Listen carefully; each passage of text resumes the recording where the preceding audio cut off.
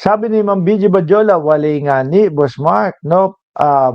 Tatanong pa eh. Hindi gusto, kasi ho, tayo, baka mamaya, nakapokus lang tayong lahat doon sa mga proyekto at ginagawa ni Pangulong Bongbong Marcos at hindi natin nakikita yung ginagawa ng Vice Presidente. Baka lang naman. Yun lang naman ho ang sa akin mga kababayan. Pero tingin ko pati ho yung mga DDS, ano po, pati yung mga DDS, tingin ko, ano na, kumbaga ho mga bossing ay wala lang, no? Tanungin mo kung ano yung nakikita nila at ipagmamalaki ng ating Vice Presidente na naging proyekto, wala ding sinasabi ho eh. Di ba? Wala ho sinasabi mga kababayan eh. Sandali, may tinype lang ako. O tuloy.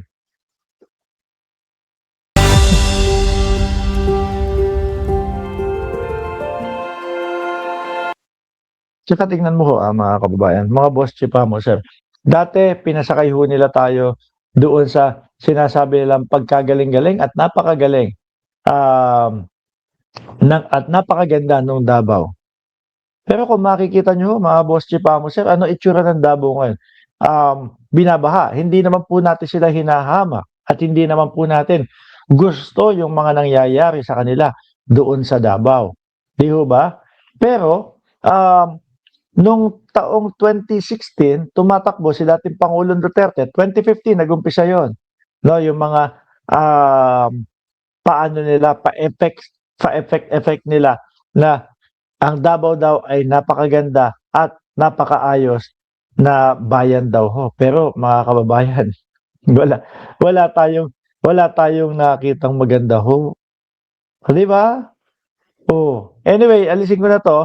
Inihatid ko lang po itong balita na ito upang sa ganon kayo ay hindi mabiktima ng mga DDS doon sa mga ka-fake newsan po. Dahil lagi nilang sinasabi ang gobyerno daw po ni Pangulong Bongbong Marcos ay corrupt at hindi daw dapat pagtiwalaan. Pero nakita nyo po, di ba?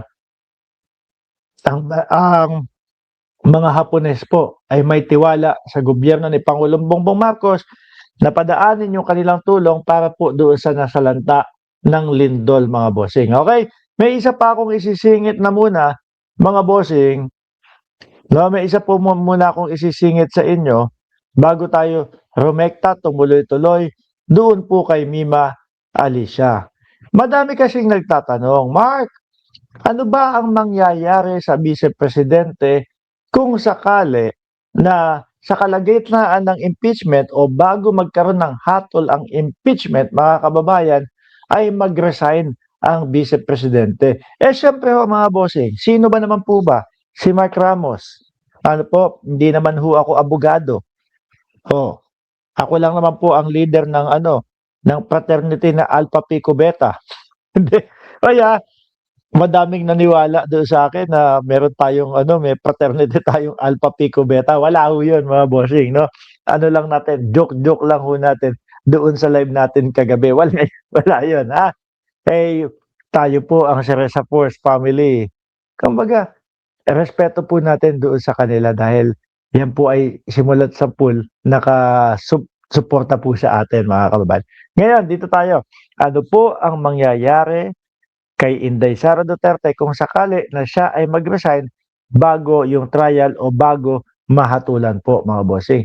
Sabi dito, sa explanation ho dito, mga bossing, is with the impeachment complaint against Vice President Sara Duterte now in the Senate hand, no? Batangas 2nd District Congresswoman Jerbil Jinky Beatrix Luistro weighed in on a key question. What happened if the Vice President resigned before the trials begin? Sabi dito, speaking to Attorney Karen Jimeno on a forefront aired. Ang liit kasi, lakihan ko nga, no? Over Billionaire News, Jimeno recalled that at least 2 impeachment cases in the country history have reached the Senate trial stage. One notable exception is Ombudsman Mercedes Gutierrez, who resigned before the impeachment trial begins. For me, this is my humble opinion. If you check the impeachment complaint, there are two prayers. First, the removal of the vice president. And second, a plea to her perpetual disqualification from holding public office. No? Ayan nga daw po. Madami nagsasabi, itutuloy pa din yung kaso sa Vice Presidente kung sakali na siya ay mag-resign at yun din pong paghawak niya sa posisyon, no? O yung muli niyang pagbalik kung babalik man siya sa posisyon, no, mga kababayan, o saan kahit anong posisyon ay maaapektuhan pa din daw kahit mag-resign ang Vice Presidente. Pero ito yung explanation. She explained that if Duterte were resigned, the first objective, removal from the office, would become moot and academic. However, she argued that the impeachment process should continue because of the second and equally significant issues, perpetual disqualification from public office. It is my humble submission that the resignation will not stall or stop the impeachment process. Tuloy-tuloy pa din ho, mga kababayan. No?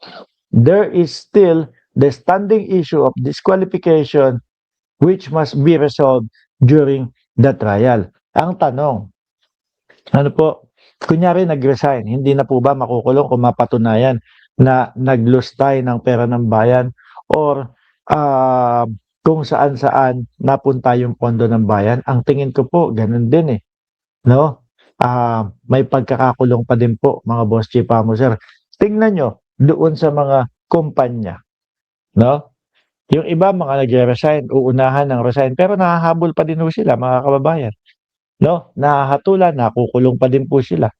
Tingin ko, ganun din po sa Vice Presidente at hindi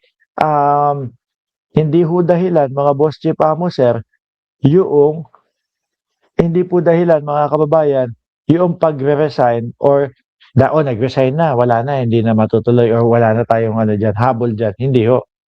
Dahil pera ho ng taong bayan yan, mga boss chief mo, sir. No? Ngayon ho, mga boss, nasa ba tayo? Alisin ko na muna to, hindi ko makontrol. No? Ngayon naman ho, mga kababayan, isa pa, isang singit pa, no? Hanggat nag-aantay tayo ng mga viewers natin. Asa ba? Ito yata, ito. Kung matatandaan nyo, nung panahon ng dating Pangulo, nung Duterte administration ho, mga kababayan, naalala nyo ang dating Pangulo nakaupo ng ganon? Diba? Nakaupo siya ng ganon ho, mga kababayan. Tapos, binabanggit niya nga na marami daw pong korupsyon sa DPWH. Naalala niyo po yon? Di ba? Naalala niyo yan?